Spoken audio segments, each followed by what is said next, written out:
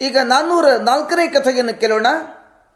ಗೃತ್ಸಮದ ಋಷಿಗಳ ಕಥೆಯನ್ನು ನಾವು ಕೇಳ್ತಾ ಇದ್ದೇವೆ. ಅಂಗಿರಸ ವಂಶದ ಶುನಹೋತ್ರರ ಮಗನೇ ಗೃತ್ಸಮದ.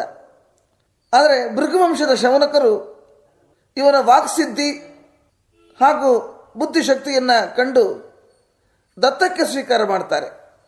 ಅದರಿಂದ ಜನ್ಮದಿಂದ ಅಂಗಿರಸರಾದರೂ ಕೂಡ ಗೃತ್ಸಮದರ ಹೆಸರು ಭೃಗುಕುಲದಲ್ಲಿ ಕೂಡ ಕೇಳಿಬಂದಿದೆ.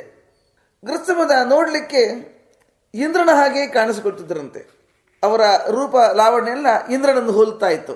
ಎಷ್ಟೋ ಸಲ ಕೆಲವು ಅಸುರರು ಈ ಗೃತ್ಸಮದನೇ ಇಂದ್ರ ಅಂತ ಆಲೋಚನೆ ಮಾಡಿಕೊಂಡು ಹೊಡೆಯಲಿಕ್ಕೆ ಬಂದದ್ದು ಉಂಟು. ಆದರೆ ಸುಸ್ವರವಾಗಿ ವೇದವನ್ನು ಇವರು ಉಚ್ಚಾರ ಮಾಡುತ್ತಿದ್ದಾಗ ಅಸುರರಿಗೆ ಗೊತ್ತಾಗುತ್ತೆ, ಇವರು ಇಂದ್ರ ಅಲ್ಲ ಅಂತ ಹೇಳಿ. ಈ ರೀತಿ ಮಂತ್ರ ವೇದ ಉಚ್ಚಾರಣೆಯಿಂದ ತಾನು ಇಂದ್ರ ಅಲ್ಲ ಎಂಬುದನ್ನು ಮನದಟ್ಟು ಮಾಡಿಕೊಡ್ತಿದ್ರು ಅಸುರರಿಗೆ. ಎಷ್ಟೋ ಸಲ ಇವರು ವಿಪತ್ತರಿಂದ ಪಾರಾದುದು ಇದ್ದೆ. ಒಮ್ಮೆಯಂತೂ ಇಂದ್ರ ಬಹಳ ಸಂತೋಷಪಟ್ಟಿದ್ದ ಗೃತ್ಸಮದರ ಆ ವೇದ ಉಚ್ಚಾರಣೆಯನ್ನು, ಸಾಮಗಾಯನವನ್ನು ನೋಡಿ. ಗೆಳೆತನವನ್ನು ತಾನು ಸ್ವೀಕಾರ ಮಾಡಿದ್ದ. ಆಗಾಗ ಗೃತ್ಸಮದರ ಆಶ್ರಮಕ್ಕೆ ಬರ್ತಾ ಇದ್ದರಂತೆ.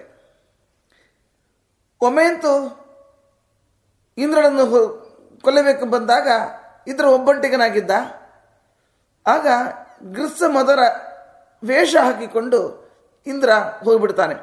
ಕೃಷ್ಣಾಜನೆಲ್ಲ ಧರಿಸಿಕೊಂಡು ಜಟಾಧಾರಿಯಾಗಿ ಹೊರಗೆ ಹೋದ. ಹೊರಗೆ ಹೋದವರು ಗೃತ್ಸಮದ ಋಷಿ ಅಂತ ದೈತ್ಯರು ತಿಳ್ಕೊಂಡಿದ್ರು.